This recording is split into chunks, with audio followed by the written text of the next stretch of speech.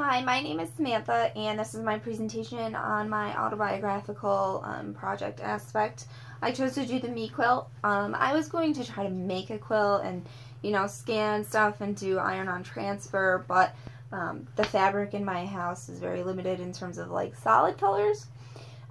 So I chose to do it on a poster board. It's kind of big, so it's hard to show you all at once, but I will post a picture. I kind of made it in a timeline fashion as well. So, in the middle you have the picture of the person that the quilt is about, which was in Tompkins. I showed it just like this.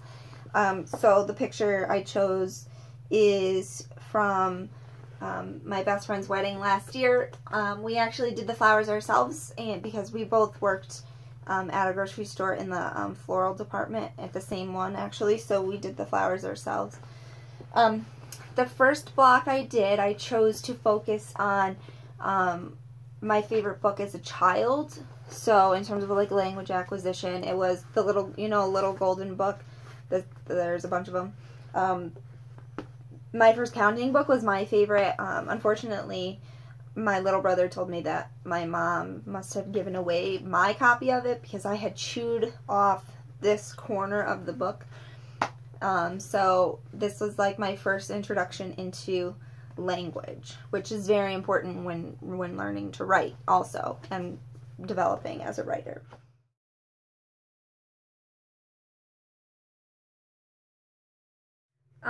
I had mentioned before in the forum while talking about, what we were going to do, how we were going to do it, that it was very hard for me to find artifacts from early elementary years in writing. So I found a few. I sat around with my mom looking at some. I chose to focus on a short story that I wrote about being grounded because of a horse. Blah, blah, blah. It's only this long. Apparently there was supposed to be a sequel. I don't think it ever happened. And then a story about a horse. It's actually called Our Horse Named Starflight. I'm guessing this is from 3rd grade because the person that I wrote it with moved shortly after for a while before coming back to the school. And also because of the way that it's written, you can see that, you use the 2 lines to separate to make sure your letters are the correct height, so you're still learning that kind of form of writing. This turned out to be 4 pages. It's about the jealousy of a father who wants to get rid of the horse because he's jealous, he's not getting all the attention. There's a lot of dialogue in it, which I'm very surprised that, being that young, we put that much dialogue in our story.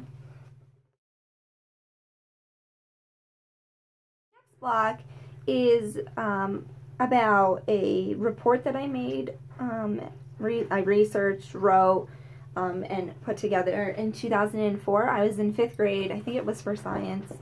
And I chose to do it on dolphins, and the great thing about it is, and something that we always talk a lot about in education classes and the classes that I've been taking for the literacy masters, is the aspect of choice in the classroom.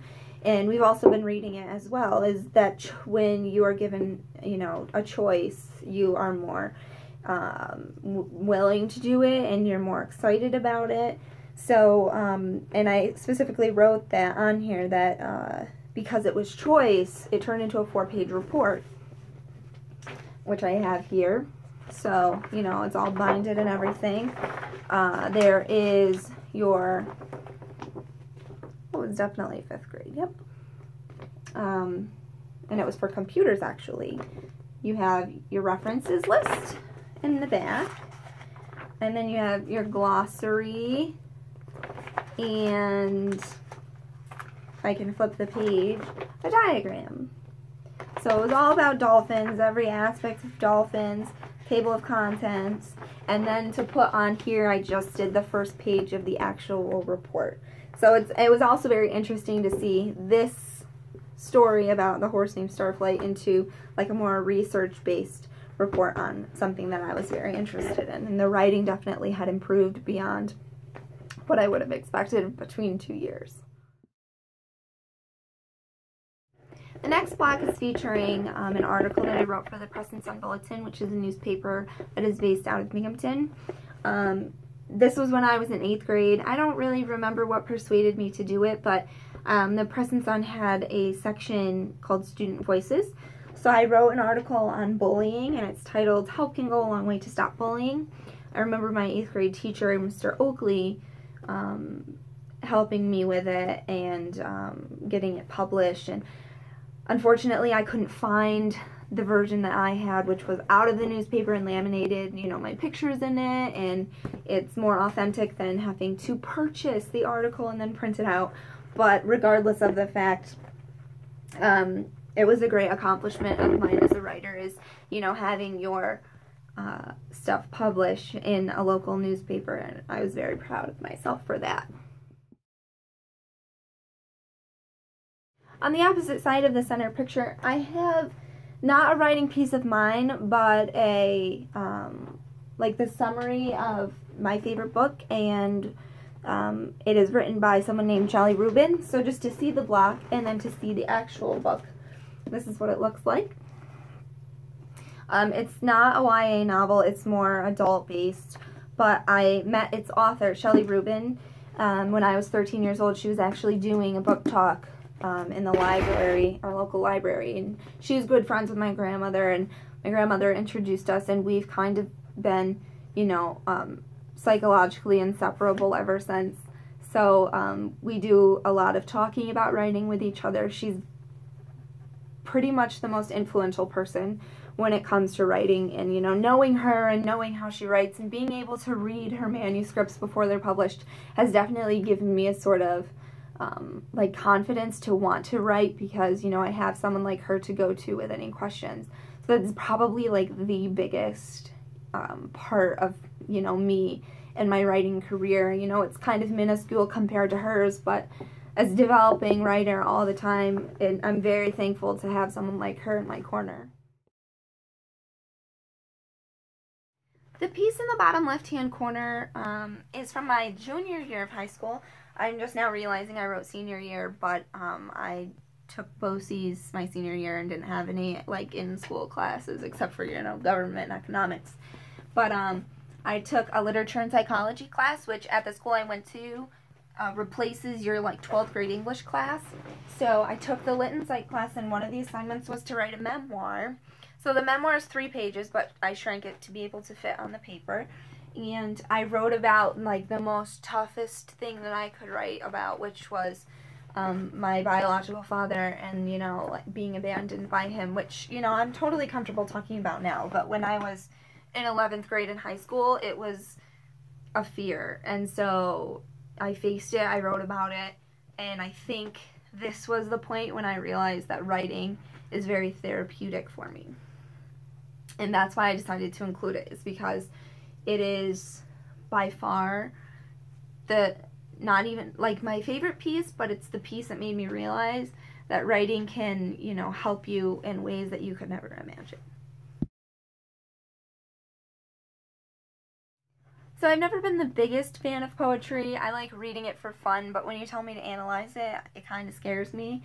But I chose to feature actually a poem that I wrote my senior year of high school. I was in the New Visions education program through BOCES, and it was, you know, kind of like an introduction to education, and it was very helpful because from that you decided, this is what I want to do for the rest of my life, and I want to go to college to be a teacher, or I didn't really like it, it's not for me.